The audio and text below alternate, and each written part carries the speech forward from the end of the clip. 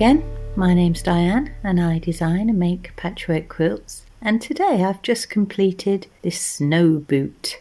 It's like a Christmas stocking, but it has a boxed base, so it's freestanding and it's quite large. The base is 11 inches, it measures 18.5 inches tall, and you're going to get a lot of presents in this one. So that's the view of the back, and you can see with the box base that it helps it to stand, and that's 4 inches wide, and there's a lovely wide opening at the top and it's lined, and I've added some fun details on the bottom just because it's Christmas and I wanted to. And I know at the moment it looks a little bit like a fancy Frankenstein monster's boot, but that will change. There are going to be 2 A sides on this, so I'm going to repeat what I've done here on the reverse side, and I'll show you how I put that together. It's all 3-inch squares and 3-inch half square triangles. So we'll start from the top, and row 1 is 4 half square triangles, so the red points meeting at the top in the middle. So the first 5 rows are all 4 squares, each a 3-inch half square triangle, and so the second row here is a red background with gold points, and row 3 has the gold background with the floral points upwards. Row 4 has the floral background. Now we have a cream with gold stars pointing up. And row 5 we have the start of the first point in the friendship star, and the rest are 3-inch squares, cream with the golden stars. So row 6 has the start of the boot shape. I will trim that in a little while. So we've got the centre of the friendship star and then the cream and gold star background. Row 7 has the end of the friendship star and the same cream and gold background. And then row 8 completes the boot. So you can see there's a square, that's the heel, and then it comes along. It does look very boxy, but I'm hoping that that might change when we put that together. This is an experiment, so we'll have a look and see how it turns out. And there we are. Both sides of the boot now are complete, and so what I'm going to do next is sew down that seam and join those together. So I've joined those two down the back, and now I'm just going to put a narrow strip along the top just to preserve those points on the boot, and that little piece is 1¼ inches wide because that's all I had left.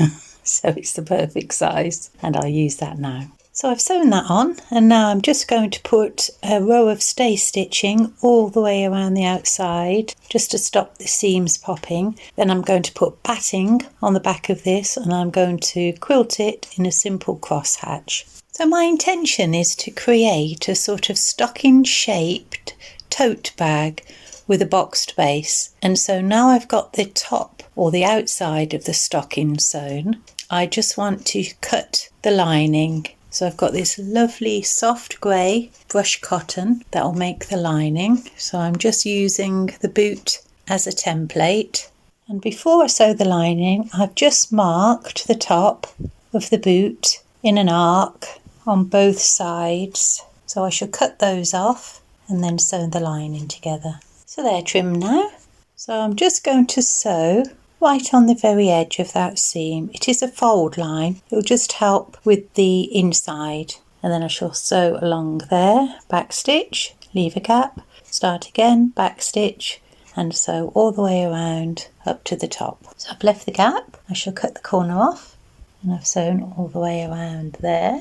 Left the top opening, down just a tiny fraction here, and then across. You don't have to be too fussy with this, but I've used this back seam here just to align this front seam, and I've measured 2 inches down, a line across, and I'm going to sew on that line. So I've sewn that row of stitching and cut the point off on the heel and the toe.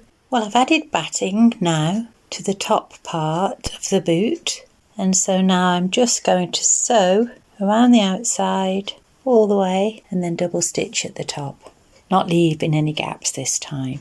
And then I'll make a box pleat as I did with the inside. So I've boxed the boot and sewn all the way around the outside, and now I'm going to just put the lining inside of the stocking so that the right side of the lining and the right side of the boot are touching. So if you have a little peep inside, you can see right sides now are going to be touching, and then I'm going to use my wonder clips to put these two edges together all the way around.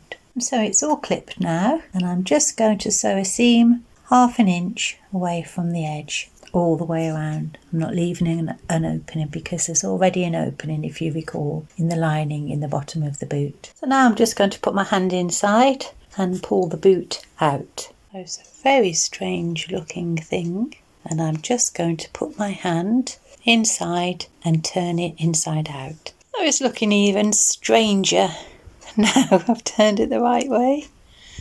So there's just that opening in the bottom of the foot here. So I'm just going to run a stitch across that to close that, and then we'll turn it the right way. And then the final step, I've just sewn 2 rows of stitching, one at the very edge and one just on the little bit of border that I added, just to finish it off, neaten it up to make sure that the inside doesn't start showing when it's filled with goodies.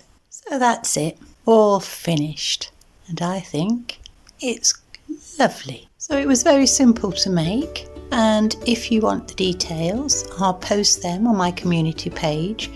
If you subscribe, you just go to my homepage, you'll see the link along the top, click on, and all the sizes will be there, the pattern layout, all free of charge. So it's quite a simple little project. I hope you have a go at making it.